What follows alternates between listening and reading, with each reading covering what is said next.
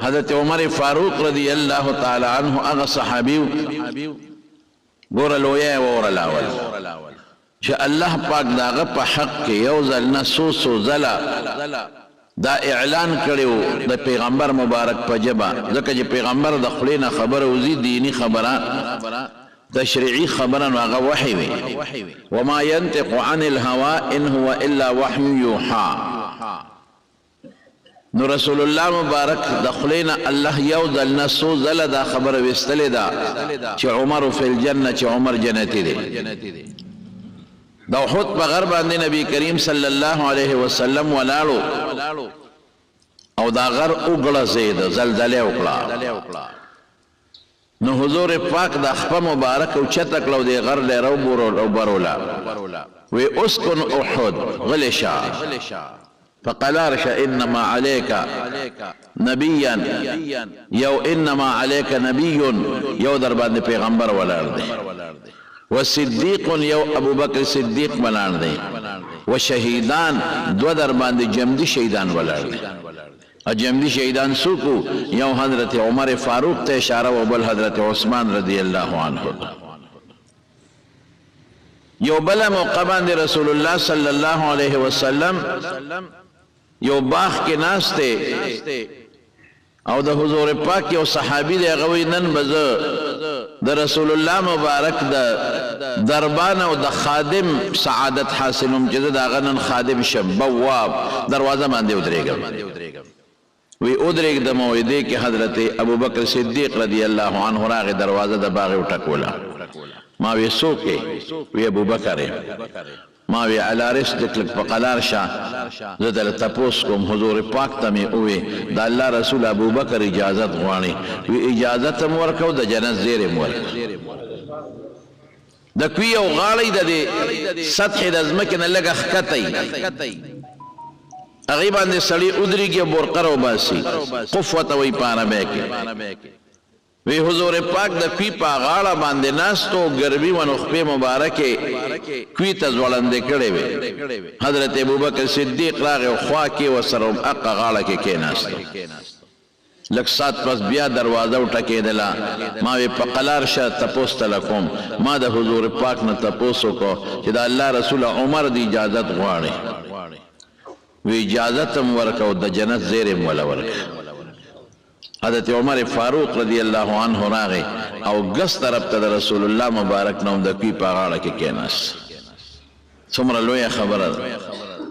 سمر لوی منقبت تے دومر لوی سڑے دے چی رسول اللہ مبارک دا خما صرف دا دو خبر در توکڑے دیر کرتا بار بار نبی علیہ السلام حضرت عمر فاروق دا جنت خوش خبرے ورولے دا او بلکہ دیوتا فرمائی لی دی چی عمر استاد دا جنت محل مالی دلی دی جنت تا چی لالشم لالم یو دیر اعلا و قیمتی محلو میدا سوک دے تارا چا محل دے وی دا قریشو کی یو کس دے او دا غد میزا قریشیم کنا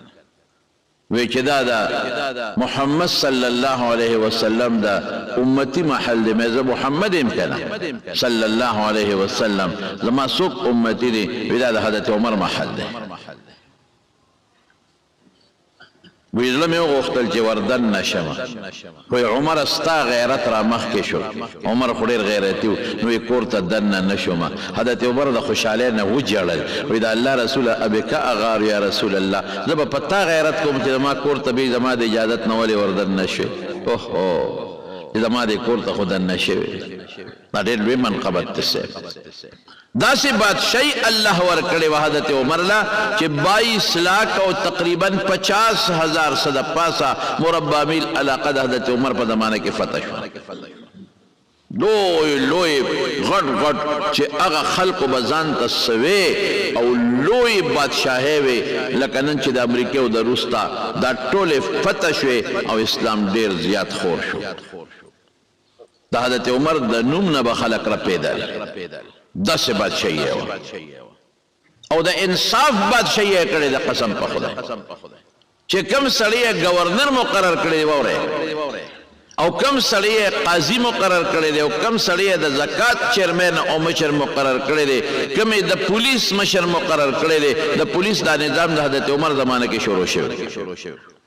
مخکې د پولیس نظام نو یو خلق به به جهاد لتل به دنه امن برابرو دا چلو که چې نه یو نظام به جوړو چې دنه اندرونی په خلکو کې امن راولي او فوج به د سرحداتو حفاظت کوي او فوج به فتح کوي د فوج کار دا دی چې د کافرانو ملکونه فتح کی او خپل سرحد وساتي د دوی کار د دنه سره تعلق نه لري دنه بل فورس جوړ کړ د پولیس فورس دا حضرت عمر جوړ کړی رضی الله عنه دا ډاک دا نظام هغه زمانه کې خو ټلیفون وغیرہ نو دا حضرت عمر فاروق رضی الله عنه فعال کړی ځای په ځای کوټې جوړې کړې ډاکخانې چې ورته وایي او د ډاک دپاره خلک برتي کړل ډاکیان چې ورته وایي او هغې له اسونه ورکړل اوښانې وله ورکړل د بیت المال نه د هغې د خوراک تنخه انتظام یې وکړه چې تاسو به ډاک د یو ځای نه بل ځای ته رسوئ ځای په ځای خطونه به ډېر په اسانه رسېدل داسې خو چې خط د مکې نه یمن ته وړې خو یو میاشت مزل پې لګي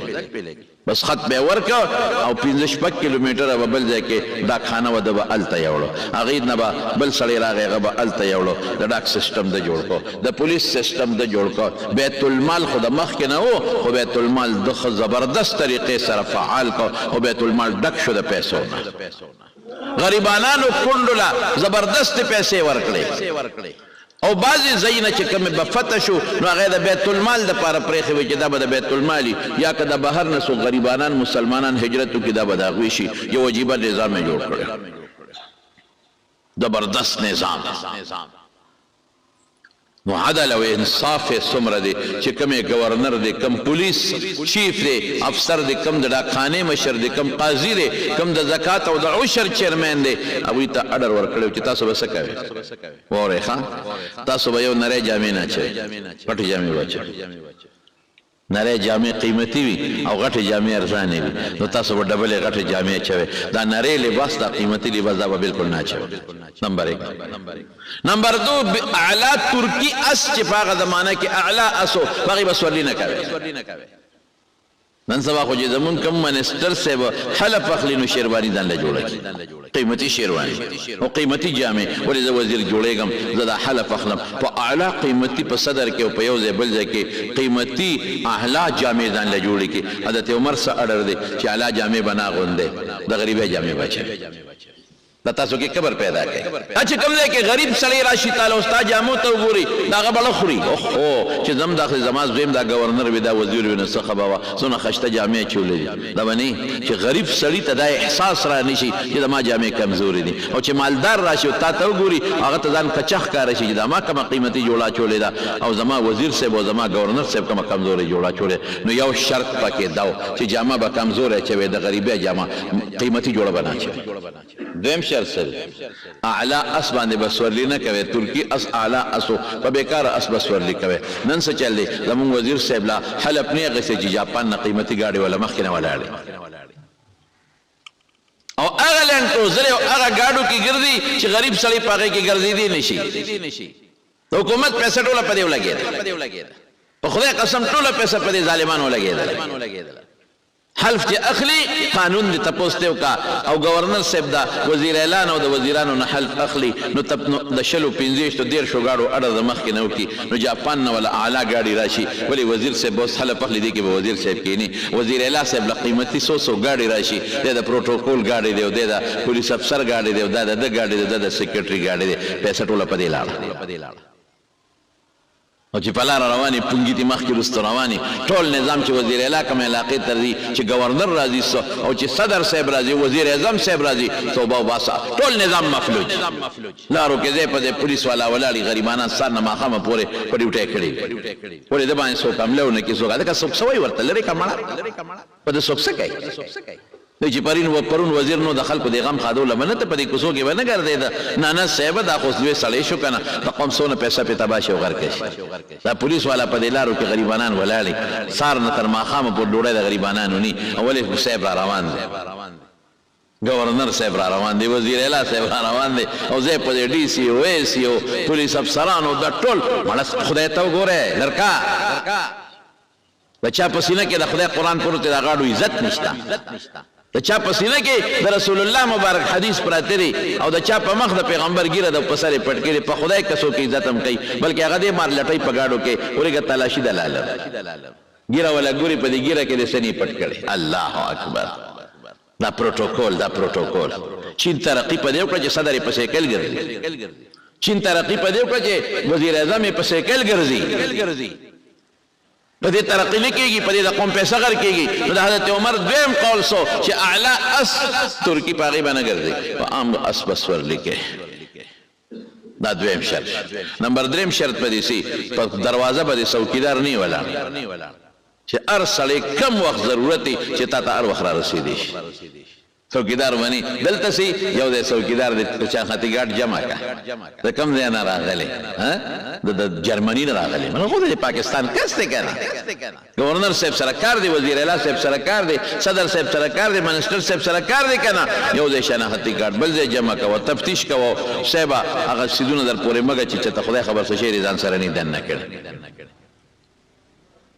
منګه د دې یو وخت کې مشرف اوس دال مړ شو دا چې سړی مړ شي دوا به ورته کوي خدای دې وبخي د پاکستان صدر هم پاتې دی او د پاکستان دغه هم پاتې دی جرنیل هم پاتې دی بس انسان چې مړ شي خدای دې وبخي موږ به سوال ورته کوو باقي هغه پیشه خپله عملې پیشه نو موږ ورسره یو ځل ملاقات له تلي وسایل نو چې لاړو خو نو چې هغه کم لټونه او تفتیشونه یو ځای لټونه نو بل ځای لټون نو بل ځای لټون دا موږ د خیبر پښتونخوا د اسمبلی ممبرانو دا ټول ترې ودینه نو بیا چې هغه کور ته یې ورلو که نه نو سپي راوستله غیره نه تاول په هغه سپي یې بویولو چې دوی سره څه شته او که نشته یا خدای بېخو بس مخصوص سپي و هغه هر چا را تاوېدل لا تاوېدل او صاحب بیا که مونږ سره ملاقات هم شو نو څلور پوجانو یو شاته یو مخکې یو ښي طرف ته او ګس طرف ته اخوا دېخوا کېدل هلکه مونږ خو سره خو څه وسته نشته تاسو د مرۍ نه نیسي د خدای ظالمه دا څه په غم دې ځان اخته کړی دا ټول په غم اخته دي په سوچ کې پراته دي په ټینشن کې پراته دي چې د شپې څوک حمله ونه کړي په ګاډي څوک حمله ونه کړي دروازې ای غریبانانو مسلمانانو په خدای مې دې قسم چې تاسو ډېر ښکلی ژوند تېر کړ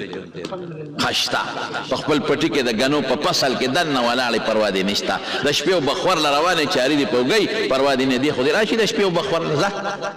دې خو یې د شپې یوازې په دې لاره باندې وګرځي هر وخت یې په زړه کې دغه ناست دي دا څه ورته وایي په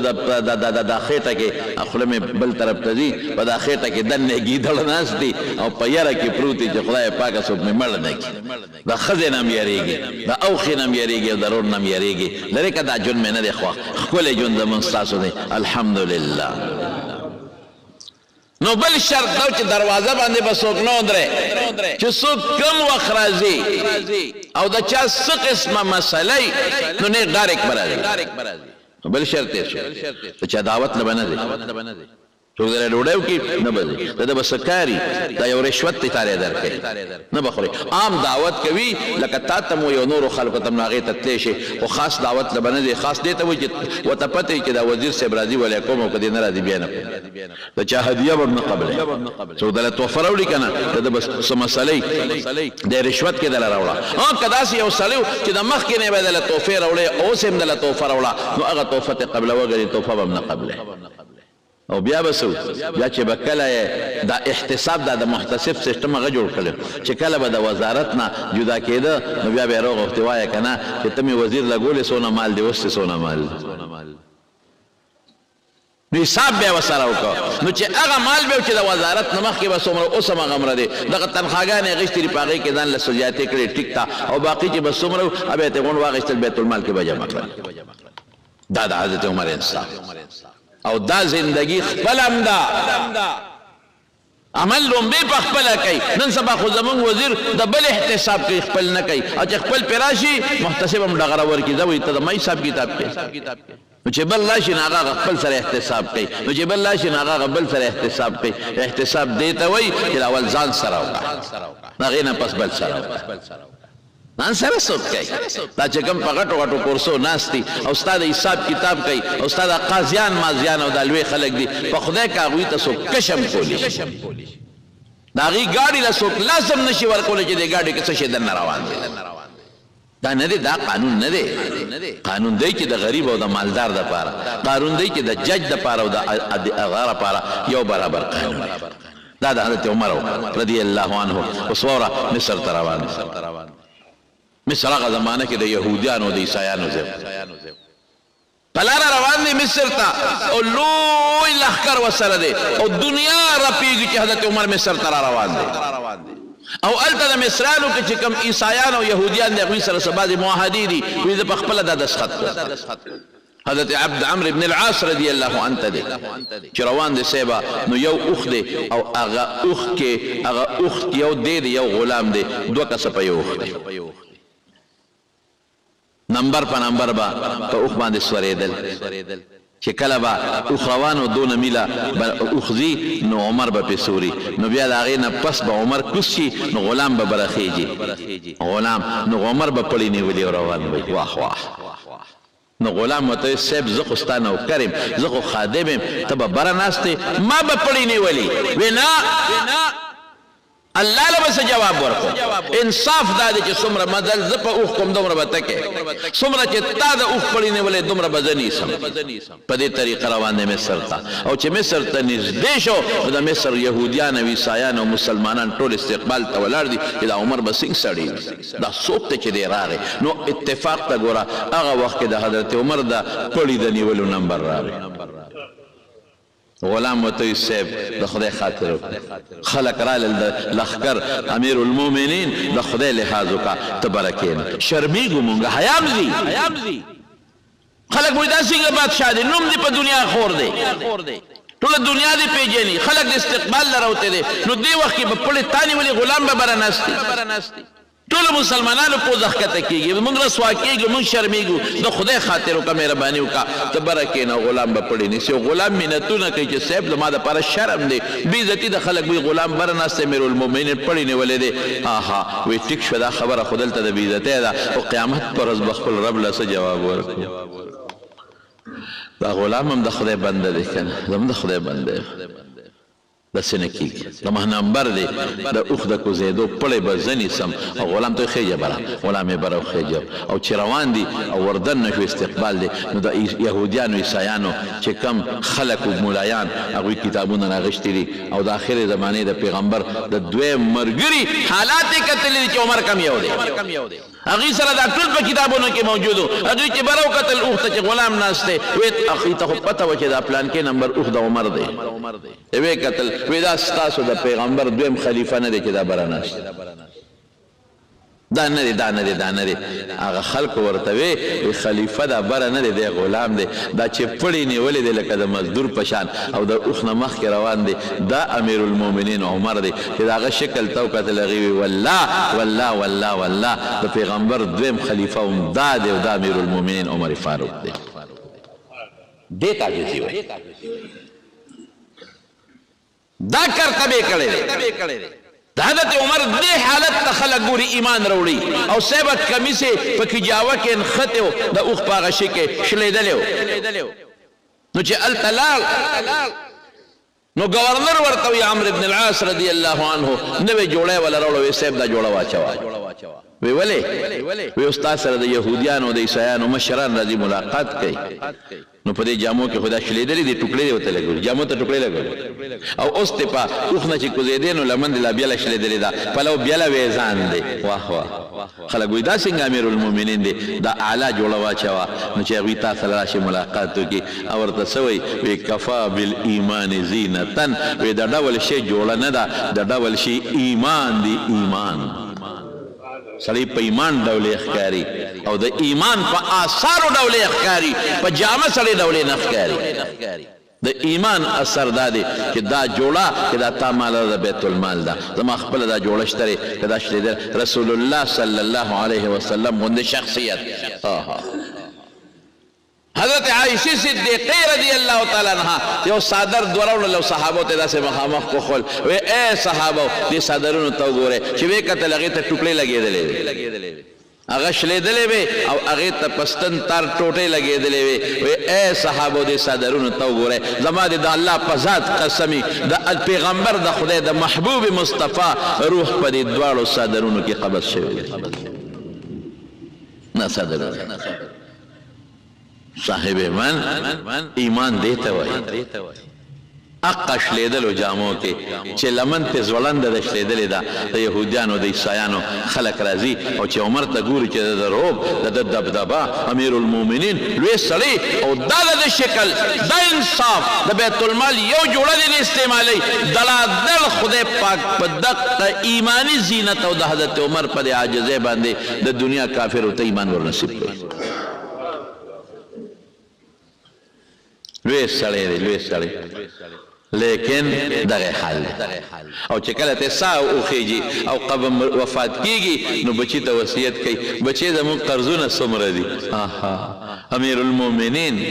زموږ څونه قرض دی په موږ باندې بابا دومره قرض دی وی وګوره که زموږ سمال مالی اوله خرڅ کو زما قرض په اخلاص کا او که چرته زما په مال باندې زما قرض پورا نشو نو بیا ګوره زما د خاندان نه پیسې وغواړو زما قرضونه اخلاص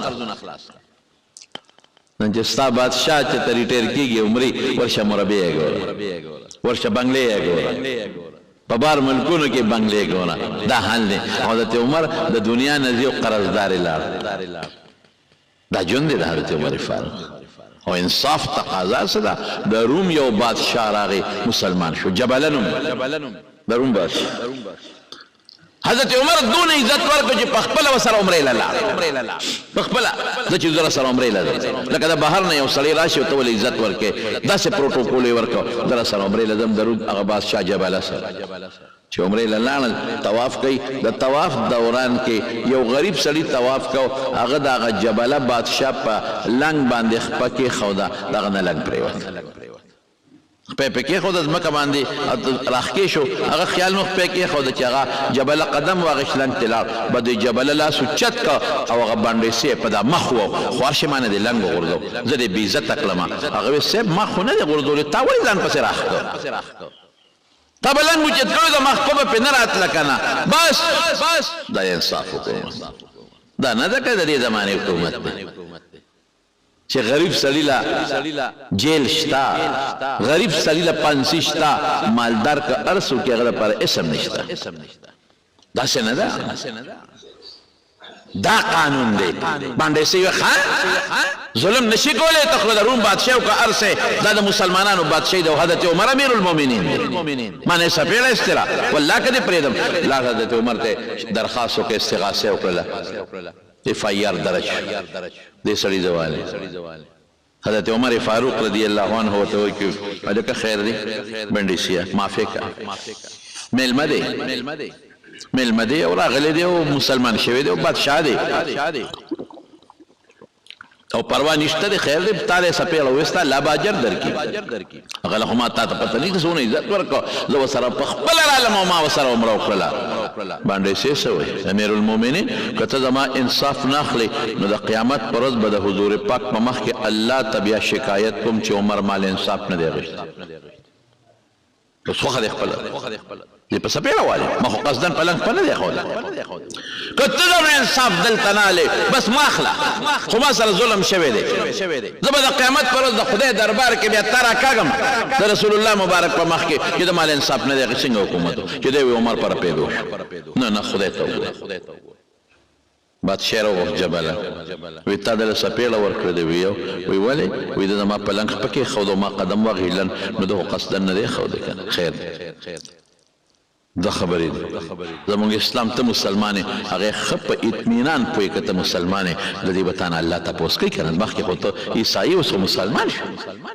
ظلم به نه کوې په اسلام کې په غریب ظلم نشته په اسلام کې به انسان د مخ په سپېړه وال شته دی نه نو الله به درنه تپوس کوي قیامت په ورځ باندې ته مهرباني وکړه داسې وکوه زمون قانون خدا دی چې دې تا نه بدل والی نو ته خو ډېر لوی سړی مسلمان شوې موږ ستا قدر کوو عزت کوو خدا باندې سې رضا کړه چې دا دې معاف کړي مونږ خو یې رضا کوو خو نه مني نو ته ورته ووایه خیر دی معافي ورته ووایه انګریزان وایي ساري ورته ووایه معافي ورته ووایه چې دې معاف کړي هغه وایي ښه د ته معافي غواړم وایي دا خو اسانه خبره ما له په اسلام کې د یو دوه درې ورځو اجازت شته وایي او دوه څلور پنځه هر څو ورځې چې وي تا له اجازت دی بس غریب سړی دی ورته ووایه چې بس معاف دی کړي نو خبره به خلاصه شي ویخا بس هغه عیسایي غوسې واغشت عجبله چې زه به اوس د بانډیسي نه معافي غواړم نه غواړم او بس پټ د پټه د شپې په خپل اس سره د خپلو ملګرو قوارو له واپس روم ته لاړ بیا عیسایي شو زه معافي غواړم د باندې سینه حضرت عمر باندې سي د خدای بنده سکار دیو کنه نه ما سره ظلم کړی ما به خامخا سپېړه به ته وبال سړی لور پسې سایش حضرت عمر ته چاوي سړی خلاړو تختید نو زه څوک زه خدای په دربار کې ټینګې دی نشم یو مظلوم دی راشه ما د خدای ته راکاږي زه څوک ما خو مینت ورته وکړه چې معافي کنه معافي څوک ور سره او دا د رسول الله مبارک صفاتو چا صفاتو هغه څنګه ماشاءالله قربان شم د خپل مبارک پیغمبر داسې اصول پریخي دي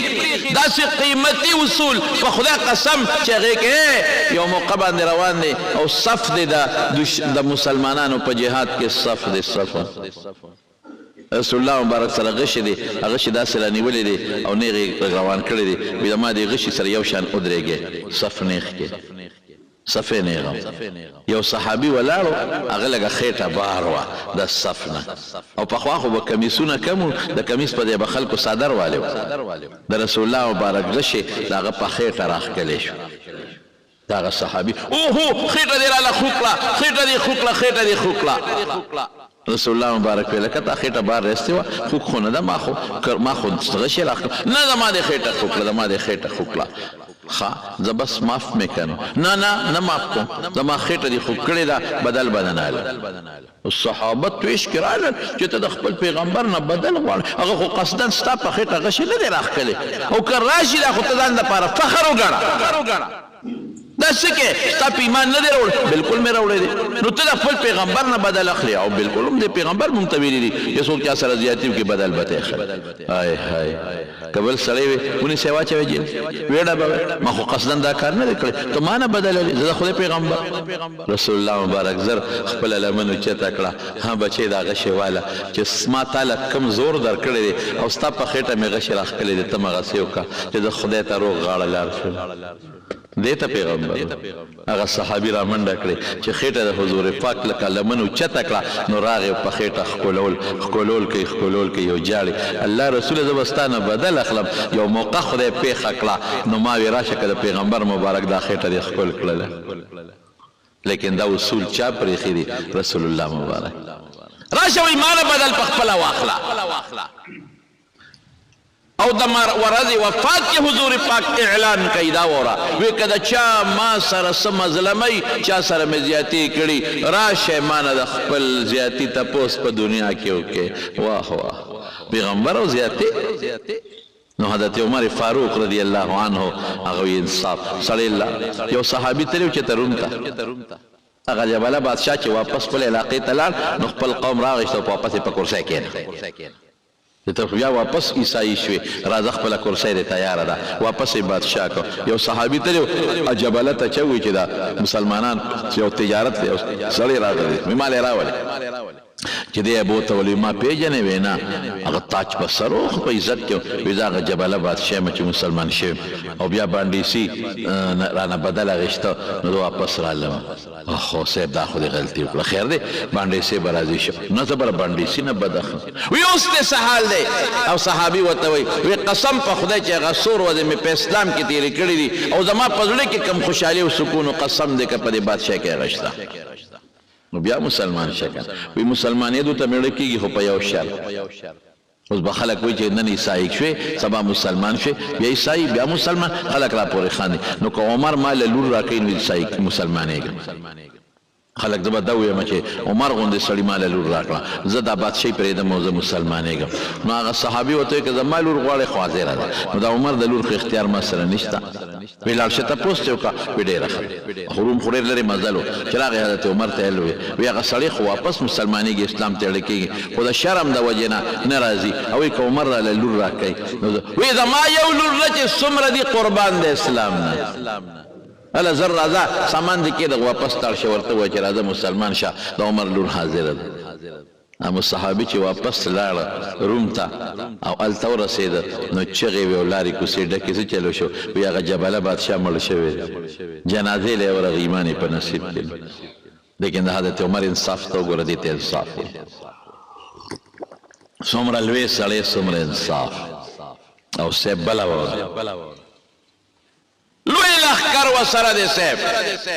او پلارو باندې روان دي او خلق پلوی روب او دبدبه کې دي چې عمر را روان دي لیکن عمر به خلقو ته وی چې نه دلته به ماته تاسو په امیر المؤمنین په اواز نه کوئ زما په نفس کې کبر پیدا کېږي لوی پیدا کېږي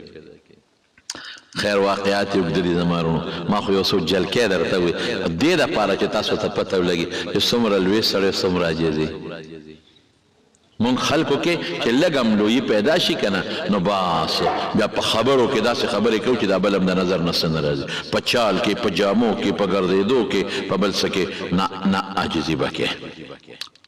اخیری وقت کې په بازار کې روان دی د مغیره ابن شعبه حضرت مغیره رضی الله عنه یو غلامو فیروز نومو او ابو لؤلؤه باندې مشهور ابو لؤلؤه او لور نو پخوا به خلکو دا غلامان واغېستل نو په هغې به کار کو وی دونه پیسې ګټه ماله به دروازې دومره راکې باقي ستا نو هغه لګیا دی هغه خپله لواري کوي نو حضرت عمر ته راپاڅېده او مجوسي و د اور عبادت والا وی امیر المؤمنین زما مالک زما نه ډېرې پیسې دروازې غواړي زما مالک ته لږ نصیحت وکړه چې په ما دا شی دا اجاره لږه کمه کړي حضرت عمر صاحب ورته وی څونه دنه غواړي وی دومره وی مړه دا خو معمولي شی دی ته خو ډېر زبردست کار کې ته خو له دې نه زیاتې ګټلی شي بس هغه غلام په دې خبره غصه شو وی تاله به مې یو جرنده جوړه کړه هلکه څه چلو شو چې تا ته دا خبره وکړه سپېره بس هغه یو چاړه جوړه کړه دوه مخیزې او هغې چړې له یې د زهر اوبه ورکړې او د سار منزل راغی د حضرت عمر چې به کم ځای ودرېده شاته ودرېده حضرت عمر فاروق رضی الله عنه آواز هم خشته او عموما به یې د سار په مانځه کې د صورت یوسف تلاوت کو عموما او صحابه فرمایي وی د صورت یوسف تلاوت به کو او جړل به وی قسم په خدای مونږ زه به په آخر صف کې ولاړم او په آخر صف کې به ما د حضرت عمر فاروق سلګۍ اورېدې داسې به یې ژړل صورت یوسف یې شروع کړ او چې څه تلاوت یې وکړ او بس ناګانه اواز بدل شو دې سړي پې غزار وکړي او په چاړه باندې داسې و چې شپږ غزار یې وو شپږ غزار دې ظالم په منځ کې اواز بدل شو حضرت عمر زر د ځان په ځای باندې عبدالرحمن ابن عوف ودرو تازه والی شو بس رستو شو او حضرت عبدالرحمن ابن عوف ته وی مخکې شه مانځه او شاته صف کې کېناسته او هغې ظالم یو نه څوارلس صحابه وویل څوارلس واړه شهیدان شو او بیا صحابه ګیرو چې څوک چا به ګیرو بس غزار به یې پې کو بیا یو صحابي سره یو کوټو هغه کوټه یې پې د پاسه ور واچو بس هغې کې گیر شو نو ځان یې لالو خو بس بچو صحابو گرفتار کو او بویت عبدالرحمن ابن عوف رضی الله عنه مختصر منځ وکړ ډېر مختصر رستو صحابه وایي چې ګڼه ډېره وه نور پوی نه شو خو په دومره پوی شو چې عمر اواز نه دی د بل چا اواز شروع شو منځ شو حضرت عمر فاروق رضی الله عنه اوچت کړه او کور ته یې یوړه او لومبې یې تپوس کوي چې وویل من قتلني چا مړ کړم وی هغه د مغیره ابن شعبه غلام هغه مجوسی وی هغه لور وی او سوی وی الحمدلله چې زما مرګ د مسلمان او د منځګزار په لاس زما وینې توی نه شوې د کافر په لاس زما وینې توی شوې چې زما په مرګ کې یو مسلمان او یو منځګزار اهل قبله هغه زما په وینه ککړ نه شي او یې سوال به یې کو د خدای نه اللهم ارزقني شهادة في سبيلك خدای مال شهادت راکې واجعل موتتي في بلد رسولك او زما مرګ د پیغمبر په ښار کې وکړه چې هم دلته په مدینه کې زه مړ شم ساره نوځي او شهیدم شمه نو چا به ورته وی دلته څنګه شهادت غواړه شهادت خو هلته کې دشمن سره کافر جنګېږي کافرو سره مسلمان جنګېږي هلته غواړه وی که خدای غواړي دلته به مې شهیدم کې او دا مرګ هم د دې ځای راکړي قد واقبله شو شکر دی چې د اهل قبله او د یو منځګزار د لاسه مړ نه شو وی دې ظالم ته خو ما سمه خبره کړې بیا څه وی منځ شو د منځ دونه اهمیت دی وی او صاحب منځ شو نو ولې جوس راوړل د اوسکو جوس چې دا واله نو چې هغې په خولې ور واړول نو په دې خېټه دې بار راووتی شپږ غزاره والی شوی دی پورې را پورې د چاړو تېره بس صحابه پېښ شو چې د یو جمدې نه پاتې کېږي نو بیا څه وایي وایي وخت د مانځه باقي دی وي او حضرت عبدالله ابن عمر ته وایي زوی ته بچې شابه اوبه راوړه هغه اوبه راوړې هغه وایي ګنې د اوبه څکي وایي ما نیخ کې زه اودس کوم وایي بابا به تیمم ووه دا نه خو وینې بیګي تیمم ووه وایي بچې ما ته دین مه ښایه ما د خپل محبوب مبارک پیغمبر نه دین زده کړی نو صاحب اودس یې وکړه داسې سړی معذور چې وینې ته بیګي یا متیا دې ته بیګي دا بعضې ځان ته کیتیټر لګېدلي په د هغه دپاره قانون دا دی چې په وخت کې اودس وکړي نو خیر دی که بیا ته وینې بیګي په هغه وخت کې به لمونځ کېږي نو چې اودس یې وکړه نو وایي ما اوچت کې سم لاس ته وایي ما کېنوې نو زوی ورته وایي بابا په اشاره لمونځ وکړه خیر دی وایي نه بچې ما ته دین مه ښایه ما له ډډه راکې نو لمونځ یې صاحب په دغه حالت کې وکړه منزله پس سوی وی پړه کې مې یو سودا ده که دا خدای پوره کړي څه سودا ده وی د رسول الله مبارک سره د قبر مبارک سره خوا کې مې دفنېدل وخت د چېرته ښخ شم خدا عایشې بیبي کوټه ده نو زوی ته وایي عبدالله ابن عمر لاړ شه عایشې ته ووایه نو که اجازت یې وکړه نو ماله د خپل ملګري ابوبکر او د خپل محبوب مصطفی خوا کې قبر وکنه او که اجازت یې ونه کړه نو ما د مسلمانانو مقبرې ته یوسه نو زوی یې لاړ حضرت عایشې له نو هغې ژړل او سترګې د اوښکو نه پاکولې وایي بابا مې رالیږلی ما او بابا مې داسې ارمان دی نو عایشه صدیقه ورته څه وایي وایي عبدالله ابن عمر وایي دا خو ما ځان له دا ځای خوښ کړی یو خوا مې خاوند دی رسول الله مبارک او بل خوا مې پلار دی ابوبکر زه به ورسره شم زه بس چې عمر یې غواړي نو بس دا مې عمر ته وبخه او زه به د نورو ملګرو امهات المؤمنین سره د مدینې په قبرستان کې دفن شم نو چې زوی راغی داسې په شوق ورته کتل چې څه سوال جواب دی راوړي وایي بچې څه سوال جواب دی راوړه وایي بابا چې ستا کومه خوښه وه درته زه اوبخه معاف یې که درته لی درته وبخه پکې دفن شه یاره وایي کیدای شي بچې دې وخت کې زه جمدې ما نو حیاءنې دا ویلي او وړیني نو چې زه مړ شم او زما جنازه یو څه دوباره ته بیا ګورې تپوس وکړې هسې نه چې ړیني زما د مخه دا خبره کوي چې ساعت یې ووتله نو چې یوې نو بیا د عایشې بیبي نه تپوس وکړو هغې وایي زما له طرف نه اجازت دی نو په هغه مبارکه کوټه کې چې د دواړو جهانو سردار آرام فرما دی حضرت ابوبکر صدیق آرام فرما دی هغې کې وله قبر وکنس په هغې کې دفن شو نو د پیغمبر مبارک پیشنګویي درسته ثابته شوه چې حضور پاک جومات ته راننوته نو په دې ښي لاس یې ابوبکر صدیق نیولی و دغسې او په ګس لاس یې حضرت عمر فاروق نیولی او صحابو ته مخامخ ودرېده وایي هاکذا نبعث یوم القیامت وایي قیامت پر ورځ به موږ د قبرونو نه دقسې یو ځای پاسو خدای شهادت هم او د پیغمبر مبارک ګاونډ هم وله خدای ورکړه څومره لوی سړی څومره عاجزي زمارونو دا لوی انسان له څوک ورکوي الله دا عظمت مال د لویۍ ذریعه ده دا خدای ورکړي بچي د لویۍ د انسان د لویۍ یو سبب دی بچي خدای ورکړي بنگلا او جیداد د لویۍ یو سبب دی د دنیا لویي دا موږ ورته وایو دا خدای ورکړي روغ صحت او پهلواني دا د انسان د دنیا د عزت یو سبب دی دا خدای ورکړي نو آیا الله دا غشتي شي او که نه شي غشتي نو لوی پسې کې ته وایې زما صحت مضبوط دی او ټیټ دی او مټې وې په خدای قسم یو 2 منټه کې د خدای پاک داسې را پرزولی شي چې بیا به دله چل نه دی د دې خپې نه د کونټۍ جوړه شي پالج به دې وي خولې نه به د ډیوه جوړه شي لاړې بساسي لاس نه د سمڅۍ جوړ سکې او ته وایې نه زما قوم دی مه کوه زما بچي دي په یو ساعت کې درته را پرزولی شي او ته وایې زما جیداد او زما بنګله ده ورشي په ترکیه کې وګورئ جیدادونه او بنګلې کوم طرف ته لاړه یو جق یې ورکړه څومره دنیا لاړه تبه برباد شو دا ولې مونږ کبر زه خپه یم د ترکیې په مسلمانانو د شام په مسلمانانو ایمان دا دی چې د مسلمان په دک کې به ځان شریکې ایمان دا دی چې د مسلمان په غم کې به ځان شریکې او مسلمان نه چې تکلیف راشي دعا به مو ته کې خو صرف یو خبره تاسو مخکې ږدم هغه خبره څه ده ته پته شته چې په ترکیې کې او په دغه علاقه کې به څه کېدل ښځې به نیمې بربنډې ګرځېدې نیمې بربنډې تاسو ته پته شته چې جومات کې بل چا ویډیو لېږلې ده د ترکیې چې په جومات کې دننه دلته مونځ کېږي دغلته ملا صاحب درس کوي او هلته ښځې او سړي او جینکۍ بربنډې نیمې بربنډې دا یو ځای په جومات کې په کوټه کې پرتې دي او استاد صوبې یو پښتون یو ویډیو چلی چې قرآن شریفونه د ډیرانونو نه راوباسمه او د کباړ نه راوباسمه خلک یې زیاتي قرآن شریفونه غورځوي وی لاړم مولوي صاحب له چې مولوي صاحب دا قرآن شریفونه دي او دا په کباړ کې په ډیران کې پراته دي ما رایستې دي مولوي صاحب دا ایکسپایر دي دا د کاروتري دی کې څوک تلاوت نه کوي دا خیر تعال خدای به قهر راولي کوي رونو ځان سمر توبه وباسو خپل رب ته کبر نه کو مړه کبر څه شی دی لوی څه شی دی ته په چا کبر کې په ټوپک کې په قوم کې